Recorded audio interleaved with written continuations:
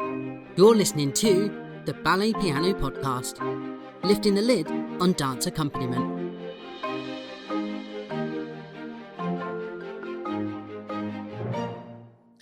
Hello, listeners. Welcome to another episode of the Ballet Piano Podcast.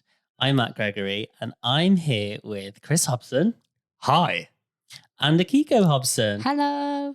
And hashtag David Yao of Instagram Bless him. is not here. We need some sad music ready. But I think this Still is the on last annual one. leave. This is the last one where he's on annual leave for a bit, isn't it? So it's the last one where we're going to do it as a threesome. Yeah. Are you sure? For a bit, yeah. Maybe seriously he had enough of us. He responded to a text message of mine today, so Okay. we're still in the good books. We're still on well, text speaking terms at least. It's gone AWOL. He's We'll find him. Well, if you've seen David Yao, why not get in contact with us? Hashtag David Yao of Instagram. Let us know on Instagram. We'll find him. That's funny. But in the meantime, this episode is all about playing for repertoire, solos, variations, everything that's not a ballet class, I suppose. The All other side of our stuff. jobs. Yeah, the other side of the job. Mm-hmm. Now, Chris and Akiko, you do this an awful lot. This is part of your job regularly, isn't it? It is. Yeah. Contractually obliged. What's it like? I like it. Obviously, it's different from a ballet class, and it's obviously It's very different. yeah. Do you enjoy it? Well, depends on what ballet and what scene, but in general, I like playing for Yeah. variations and How is it decided what repertoire the school will do? How is that worked out? It depends, doesn't it? I think different schools have got different ways of doing it. Some schools have got a method that they follow, so it goes alongside their academics. So they might be studying, I don't know, let's say petit pas. So they'll do some of the petit pas choreography depending on year groups, and then other schools do it differently. It depends on the teacher's experience and their choice of their teaching stuff that they've all danced in companies, like from being in the corps right up to being principals. So it depends on sort of like each school's got their own different way of doing it, I think. Yeah. But you got to be prepared to be asked on the day in the morning. Okay, well, that was sometimes. my next Yeah. question was going to be how long do you have to prepare the score? I mean, if you're lucky, you get email, whatever, in advance. We're going to do this scene, this section, this version, so this cut, so you can figure out which cut it is. Yeah. That's the ideal situation, but you got to be prepared for A ask. bit of sight reading.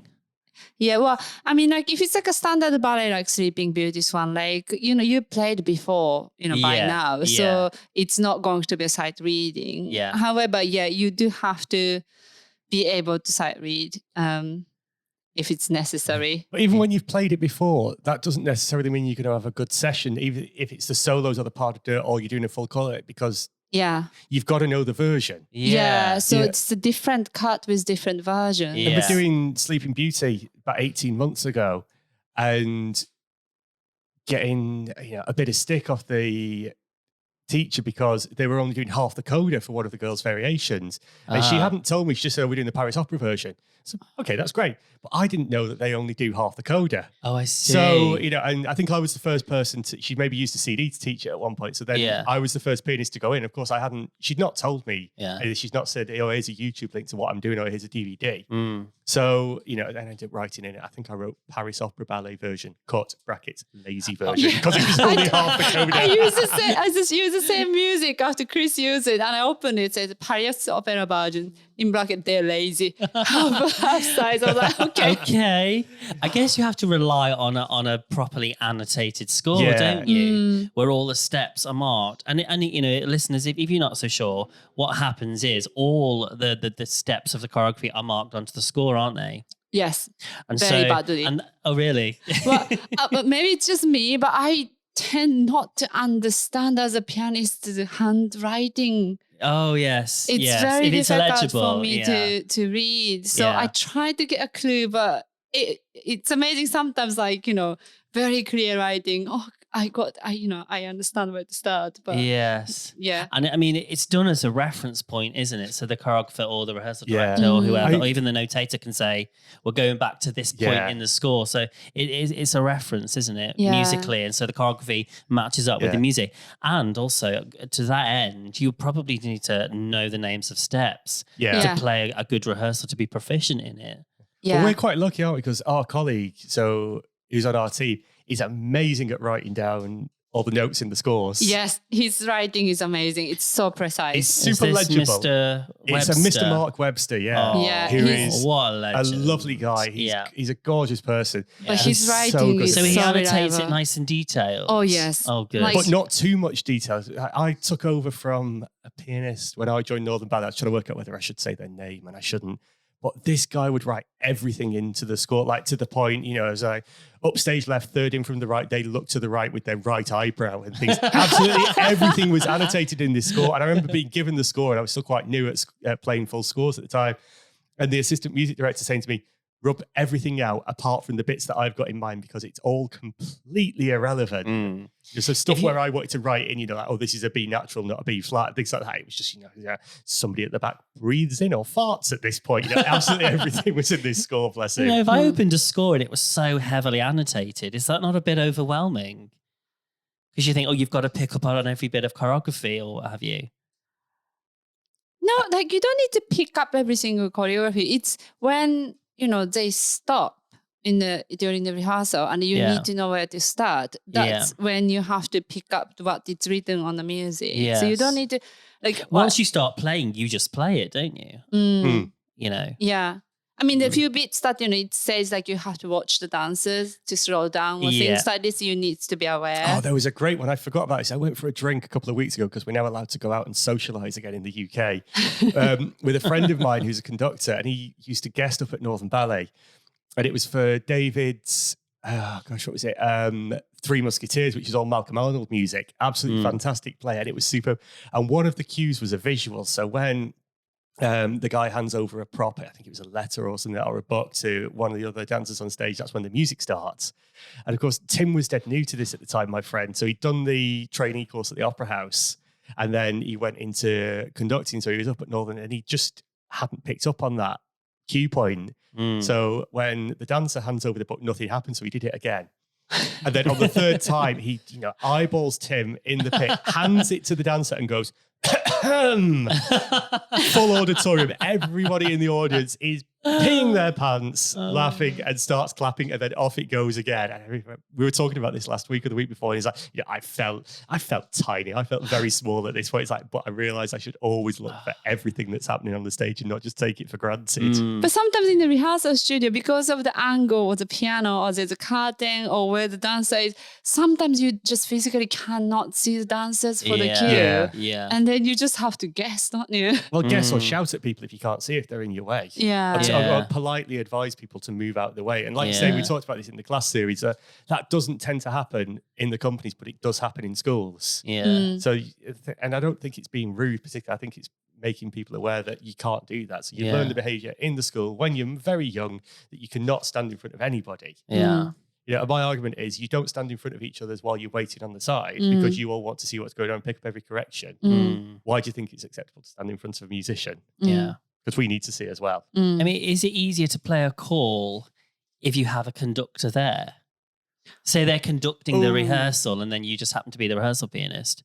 I think it depends who the conductor is, doesn't it? And what your experience is like following a conductor. Yes. I might feel a bit intimidated. I don't know. I might just prefer to be by myself in the studio. Yeah, I suppose. Yeah.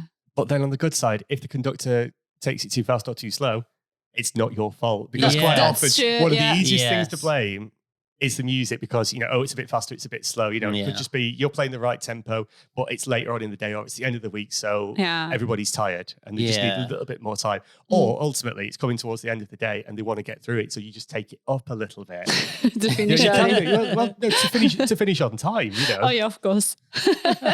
But then it can be intimidating, I suppose, doing a full call when a conductor's there. If it's a big conductor who's sort of world famous for ballet, If it's somebody you don't know and things like, or playing, I was up at Northern when they did Hamlet, and that was Philip Feeney's score. Oh, yeah. And I played it with the music director conducting. That was fine. That wasn't an issue.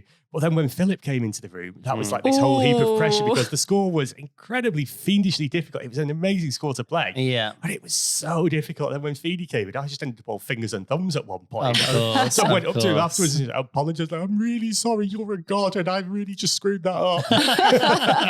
Yeah, I got away with it because I was young. Do you find you go all thing of Exactly like that, yes. Do you ever find if you're playing for a ballet class, going slightly off topic, and then another pianist is nearby, or you go all fingers Gosh, and I thumbs? hate it. You know, because everyone can hear what everyone's doing, and we all know what each other's I don't playing. even like my husband sitting in my class. Well, how do you feel? How do you think I feel when I have to come and play in front of you when we do these little ditties for the social?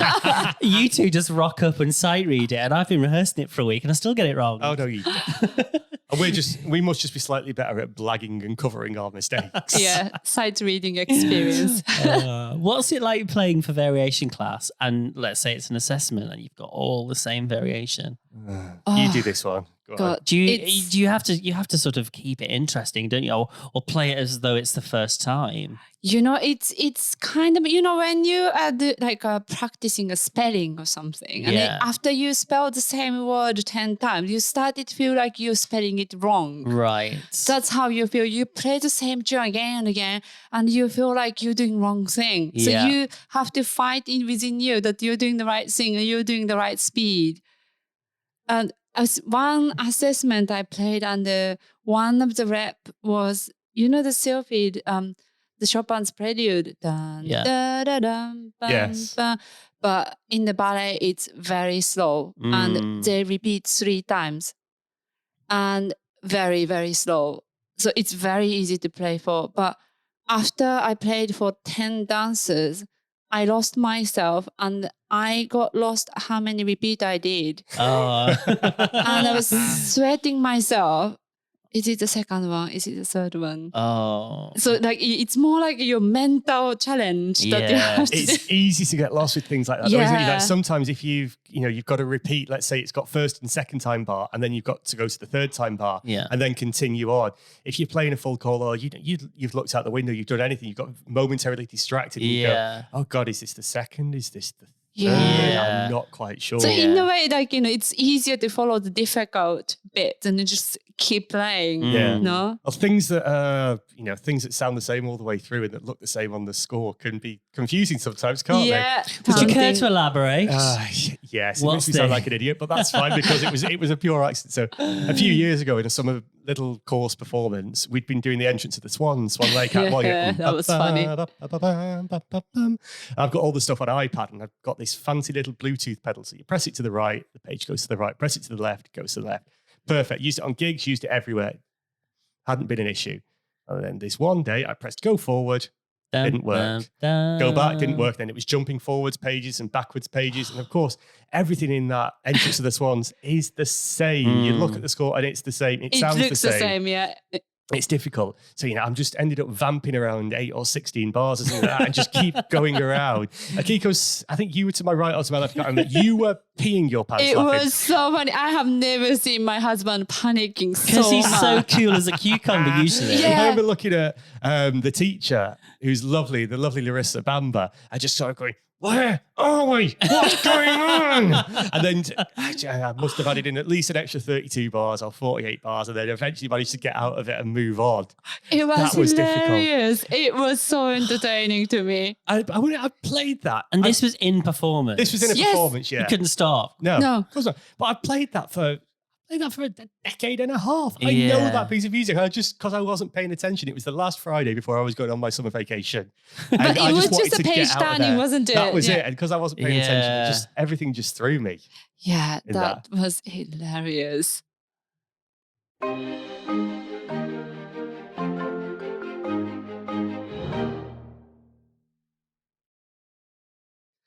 So, how tiring is it, Akiko, playing for full calls and things? Do you get tired?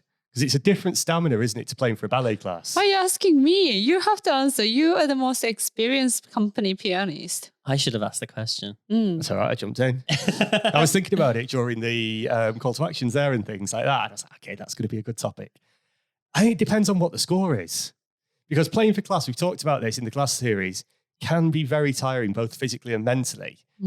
But then playing for a full call or an act, or sometimes even just a pas de deux, it's a very different way of working, isn't it? Because, you know, if you're in a theatre and it's a pit piano thing, so you've got your conductor that you have to watch and you're not watching any of the dancers, but, you know, doing a full call of, let's say, Sleeping Beauty, first act and second act, it's just rollicking on forever and ever and ever, and isn't it? By the time you get over to the last act, which is relatively easy play, I'm always absolutely shattered by the time you get to the last act. Whereas you can rollick through something like Nutcracker because there's not a lot in it that's fiendishly tricky. You know, there's some difficult corners, but it's written okay. It's written well. Yeah, I mean, the Sleeping Beauty. The reduction is ridiculous. It's rubbish. Yeah, it's just not the way that you can play. It's with not two pianistic, hands. is it? Yeah, it's not pianist friendly. Whereas Nutcracker and Swan Lake are quite good fun. Yeah. And even like Romeo and Juliet is difficult. There's a lot to go. You can't sight read it, but it's a lot to get your teeth into, and it's so much fun. And I always found for me, R&J was the one that I found the most satisfying to play because every time you could play it slightly better. Yeah. There was stuff about like for me, full calls were always a chance to do what my first boss, John Price Jones, who's going to come on the In Conversation series with, who is an absolute legend. But he taught me so much when I was so young, and it was about playing orchestrally. And I found R&J score was just the best time to be able to do that for me. It was fun. I loved it. But yeah, tiring. You'd come out of it, especially at the start when I first became a company piece. You'd come out of we used to open when we were on tour on a Tuesday, and we'd finish at 5:00, the stage rehearsal, the dress rehearsal, and you'd been in there for 3 hours following your conductor and things like that. And just come out and, you know, it was dark because it was a tech, and knackered, absolutely shattered. I'd want to go and have a nap, and sometimes I'd have a nap before the evening performance just because I was tired. Of course, yeah. Is there anything you've been presented with that you cannot play?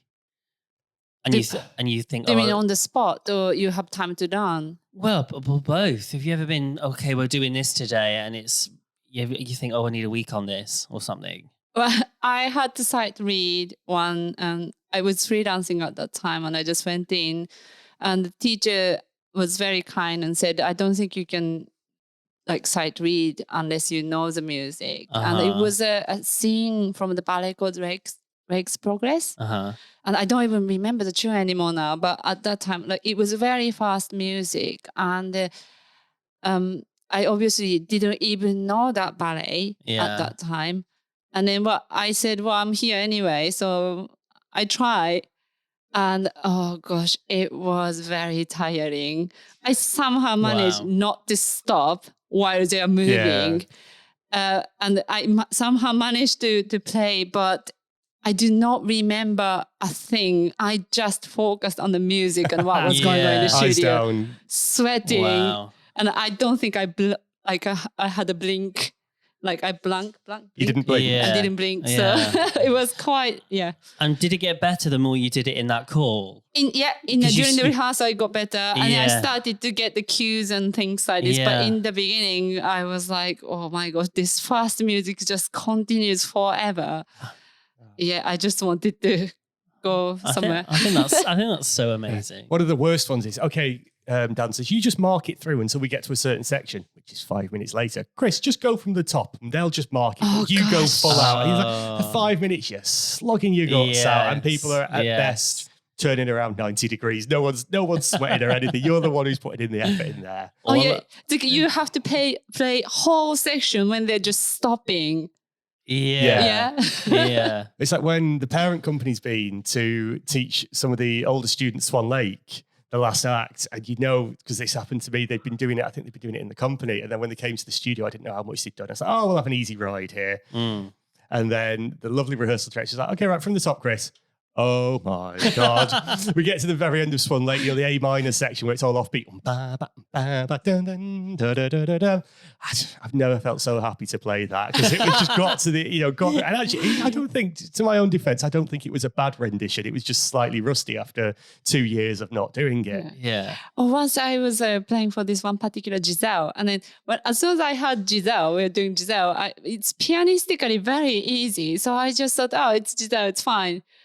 And then until like last moment, my colleague told me before I going to the studio that, oh, this particular Giselle, it was actually ENB version of Giselle. At the end, there's this fugue kind of like music, which I had never heard at that time. In Giselle? Yeah. Yes. And yes. I didn't know, and that wasn't sight readable, or like I never played before, and I was like, oh my God, I have to play this in 10 minutes. Oh no. I know exactly which bit you're on about. Yeah. That was a bit of shocking. But then when you know the repertoire, you can start to have fun with it, can't you? It's like Yeah. you can start, it becomes second nature. And then the more you play it, the more you enjoy playing it. Mm. And you look forward to the slightly more difficult bits because you know they're not going to be as difficult as they were a week ago. Yeah. And then you can start to play Yeah. them better, and it becomes more ingrained in your fingers to the point where you've been doing stuff for so long, you might not be able to sit down and play it now without the music, but you could sit, if somebody said, okay, we're going to do, I don't know, second act of Nutcracker tomorrow, you're not going to go home and sweat about it because you've done it so much. You know it's more or less there. You might just sort of just have a flick through just to remind yourself of some of the sections. I actually had this a very funny story from a colleague, Mark. Yeah. His friend was asked to go into the rehearsal of Romeo and Juliet at the Opera House. And he never played Romeo and Juliet. And he just got asked to play for the rehearsal, fighting scene. Oh. Can you sing? Um, Yeah, that bit. Yeah. And he just generally had never played, and he had to play. And, you know, obviously he didn't have time to learn it. So he basically played on the left hand and played on the right hand C major chord. No, C major scales up and down. Up, down. But the So whole he thing. kept like just playing C major scale up and down and up and down. And apparently the dancers and the ballet masters came to him and said, "It's brilliant, thank you very much, but it just sounded slightly different to we normally listen." No, what was it? The tempo was great, but the notes sounded different to normal. But Mark once told me another story, and I can't remember the guy's names involved, so that's probably a good thing, you know, in terms of the legal egos. But somebody received a phone call to say, "Oh, can you play a full call of Sleeping Beauty on Boxing Day?" Pianist had never, you know, he was a ballet pianist, but hadn't done Sleeping Beauty before. And the guy says, Boxing Day, it's going to be at least double time, especially back in the day at the Opera House. Of course, what's it like? Is it all right? And the response he got was bog standard stuff. So that was it. And then went in and must have been absolutely eaten alive. Talk about being thrown under a bus. That was... Oh, gosh. You wouldn't be happy with that, would you? Especially if you'd just eaten all your turkey the day before. Feeling very sluggish, your brain is not on it. Yeah. God, that was one of the worst shows we ever did. Was Nutcracker on Boxing Day. Because we were so tired after partying on Christmas Day. And then I think it was like a 3 o'clock class and a 5 o'clock curtain, so it wasn't a long day. But that was the longest 45-minute warm-up class and the longest Nutcracker in the history that I've ever done. It was horrendous. Tiring. Just one final thing before we finish. Yes, Matt. I'll ask both of you, what is your absolute favourite score to play? Romeo and Juliet. Romeo and Juliet. For both of you? Yeah. I mean, it is gorgeous. It's beautiful. It's got coffee, everything. It has. It's got technical difficulties. It's got beautiful stuff. It's got time to be It's pianistic. worth the effort. Yes. Yeah. Yeah. Whereas opposed to you could go through Giselle and put some effort in and learn it, but you don't get any satisfaction out of it. That's true. Yeah. Sleeping Beauty. I really There's don't like no sleep. satisfaction I in really that. It's all that Caraboss section at the end. Oh, of, gosh, Because Caraboss. you could be given 110% and it'll still sound like 5 out of 10, won't it? Yeah, I'm sure. It's well done, Romeo and Juliet. It's beautiful. I take my hats off to both of you. You both play very well and you play these scores so beautifully. So, Matt. yeah. And on that note, we are done for another episode, listeners. Join us next time where we will be with #David Yao of Instagram. Yay, he will have been found. Yes, Hopefully. we will try to locate him. And in that episode, we're going to be discussing the miscommunications and misunderstandings of ballet class, of which there are many, how we've overcome them. There will be horror stories. There's going to be a lot of horror stories. I'm Sure. looking forward to selling these horror stories. And if you're loving this episode, why not go to our website, balletpianopodcast.com, and join our mailing list so you never miss any information or emails about what's coming up on the podcast, future episodes, and any news that we have to tell you. So in the meantime, it's goodbye from me. Goodbye. Bye-bye.